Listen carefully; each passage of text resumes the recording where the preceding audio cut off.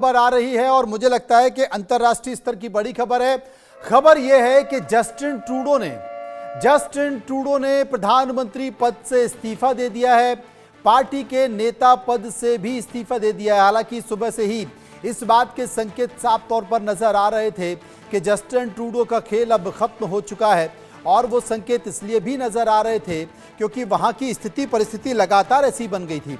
लेकिन अब अपने दर्शकों को हम बता दें कि जस्टिन ट्रूडो ने प्रधानमंत्री पद से इस्तीफा दे दिया है और पार्टी के नेता पद से भी दे दिया है। कनाडा के प्रधानमंत्री हैं जस्टिन ट्रूडो, और कनाडा के प्रधानमंत्री ने अपने पद से इस्तीफा दे दिया है। अपनी ही सरकार अपने ही सांसदों के घिर चुके थे।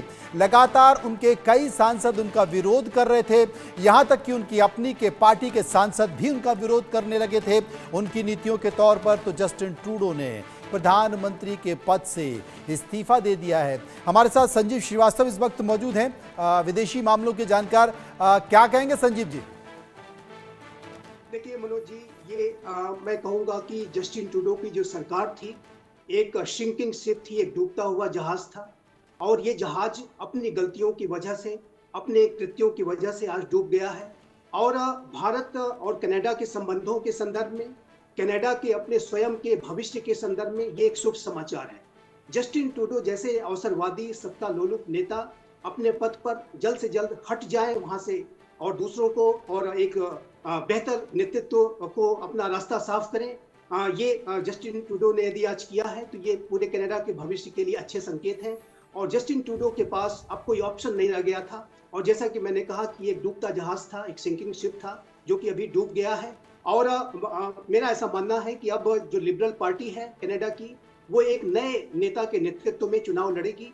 क्योंकि मनोज जी, एक बात बहुत स्पष्ट थी कि जिस तरीके से जस्टिन ट्रूडो का जो नकारात्मक चरित्र, उनकी सत्ता लोलुपता, उनकी अवसरवादिता, उनका समय समय पर यू टर्न करना, उनका अपनी सत्ता में बने रहने के लिए आतंकवादियों और अतिवादियों के साथ हाथ मिलाना, और भारत और कनाडा जैसे संबंधों को दांव पे लगा देना।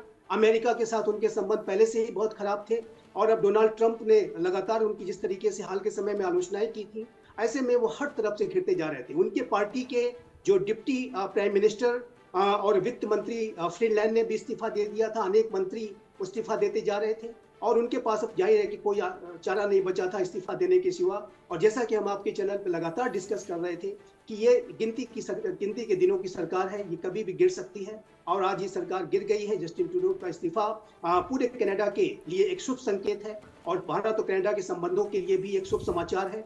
बिल्कुल। और सबसे बड़ी बात है संजीव जी, सबसे बड़ी बात है कि लिबरल पार्टी में, यानी कि अपनी ही पार्टी में लगातार घिर गए थे जस्टिन ट्रूडो। उनकी अपनी ही पार्टी में आंतरिक असंतोष का सामना करना पड़ा, और जब आज उन्होंने भाषण दिया, बहुत ही भावुक भाषण दिया है, और अपने इस भाषण भावुक में उन्होंने अपने आप को फाइटर बताया। वो अपने आप को फाइटर बता रहे थे, और उन्होंने कहा था कि तमाम विपरीत परिस्थितियों में मैंने लड़ने की कोशिश की, लेकिन इतना ज्यादा उन्हीं की पार्टी में आंतरिक संतोष हो गया था कि उन्हें अपने पद से इस्तीफा दे दिया। अपने भाषण में उन्होंने इस बात का जिक्र कर दिया। अब उम्मीद यह की जा रही है कि कुछ समय तक, मतलब अगला जब तक नया नाम उनकी पार्टी से ना निकल कर आए, तब तक उन्हें प्रधानमंत्री पद पर बने रहने के लिए कहा जा सकता है, क्योंकि वहां पर जो संविधान कहता है करीब करीब 4 महीने तक आप पद पर बने रह सकते हैं। तो माना जाए कि बहुत जल्द अब कनाडा को एक नया नेता, नया प्रधानमंत्री मिलने वाला है। जी जी, निश्चित रूप से उनको अपने पद पे बने रहने के लिए अल्टरनेट अरेंजमेंट होने तक कहा जा सकता है। लेकिन इसमें कोई दो राय नहीं है कि कनाडा की लिबरल पार्टी को और कनाडा को एक नया नेता मिलने जा रहा है। और कनाडा में अब चुनाव भी जल्द होने वाले हैं। अगले वर्ष अक्टूबर में चुनाव थे, तो जाहिर है कि इस बात की भी संभावना हो सकती है कि ये चुनाव जल्द हो जाए और एक नया मैंडेट मिले, और एक नए मैंडेट के साथ नई सरकार आए। और यदि आप कनाडा की जस्टिन ट्रूडो के विपक्षी पार्टी कंजर्वेटिव पार्टी को देखें, तो पोली वेयर बहुत अच्छा परफॉर्म कर रहे हैं, विपक्ष के नेता हैं, बहुत ही अच्छी छवि रखते हैं, और वो कनाडा के वर्तमान की सरकार के घोर आलोचक रहे, और समय समय पर जस्टिन ट्रूडो की जो विभाजनकारी और विभेदकारी गलत नीतियां थी उनका वो विरोध भी करते रहे। तो मेरा ऐसा मानना है कि ये चुनाव जल्द हो सकते हैं, और वहां पर कंजर्वेटिव पार्टी निसंदेह बहुत अच्छा परफॉर्म करेगी और सत्ता में आएगी। लेकिन जाहिर है कि जब तक चुनाव नहीं होंगे तब तक एक अल्टरनेट गवर्नमेंट अल्टरनेट लीडर को वहां पे आना होगा। लेकिन एक बात मैं अवश्य कहूंगा, जी। जस्टिन ट्रूडो ने भावुक भाषण तो जरूर दिया है, लेकिन जस्टिन ट्रूडो जिनके कि पिता भी कनाडा के प्रधानमंत्री रहे, पीएल ट्रूडो, उनके लिए आत्मावलोकन का समय है। सेल्फ इंट्रोस्पेक्शन में उनको जाना चाहिए और उनको ये देखना चाहिए कि उन्होंने कौन सी ऐसी भारी गलतियां की जिसकी की वजह से आज उनको ये इस्तीफा देने की उनकी नौबत आई है।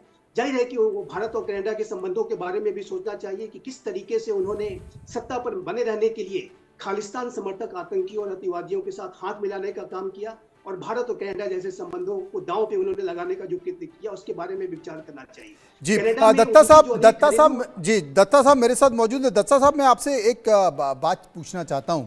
जिस तरीके से खालिस्तान को सपोर्ट कर रहे थे जस्टिन ट्रूडो, भारत से लगातार वो पंगा ले रहे थे, उनके भाषणों में